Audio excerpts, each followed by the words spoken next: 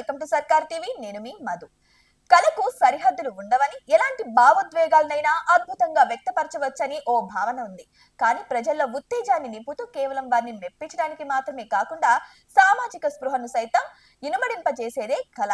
కానీ ప్రస్తుత కాలంలో చీఫ్ పబ్లిసిటీ కోసం కళను దుర్వినియోగం చేస్తున్నారా అంటే అవుననే సమాధానాలు వినిపిస్తున్నాయి. ఇప్పుడు ఆ పిచ్చి కాస్త ముదిరి హద్దు మీరిందా అని అనుమానం కూడా ఉంది. అయితే ఓ సాంగ్ ని చూస్తే నిజం అనిపించక మానదు. ఇక Canadian wrapper Genesis Yasmin Mohan Raj ప్రేక్షకుల్లో మంచి గుర్తింపే ఉంది ఈవిడికి. అయితే కానీ లేటెస్ట్ గా ఆమె రిలీజ్ చేసిన సాంగ్ తీవ్ర వివాదాస్పదంగా మారింది. ట్రూ బ్లూ అంటూ రిలీజ్ అయిన పాటలో లిరిక్స్ ఇక మ్యూజిక్ అనేవి పక్కన పెడితే ఆ పాటలో ఆమె భంగిమలు, ఆమె వేషధారణ దారుణంగా ఉన్నాయని నెటిజన్లు ట్రోల్ చేస్తున్నారు. ఇక లైక్ల కోసం, వ్యూస్ కోసం ఇలాంటివి ఎన్నో సాంగ్స్ రిలీజ్ అవుతున్నప్పటికీ ఏకంగా ఆమె చేసిన మరో పని అందరినీ షాక్ కి గురి చేస్తుంది. క్రైస్తవులు సిలువను త్యాగానికి ప్రతీకగా భావిస్తూ పవిత్రంగా ఆరాధిస్తారు.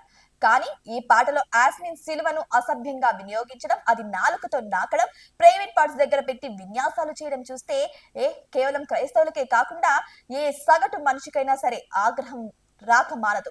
ఇక సున్నితమైన మత విశ్వాసాల విషయంలో ఈ రకంగా వ్యవహరించడం కరెక్ట్ కాదంటూ కామెంట్స్ చేస్తున్నారు.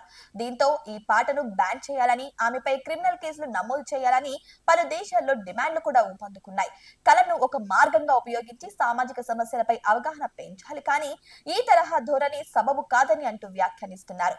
ఇక క్రియేటివిటీ అనే పేరుతో అసభ్యం, అపవిత్రాన్ని చూపించడాన్ని ఇక భరించమంటూ విమర్శలు చేస్తున్నారు. ఇక సోషల్ మీడియా వేదికగా ట్రోల్స్ చేస్తూ అమ్మడిని ఏకిపారేస్తున్నారు.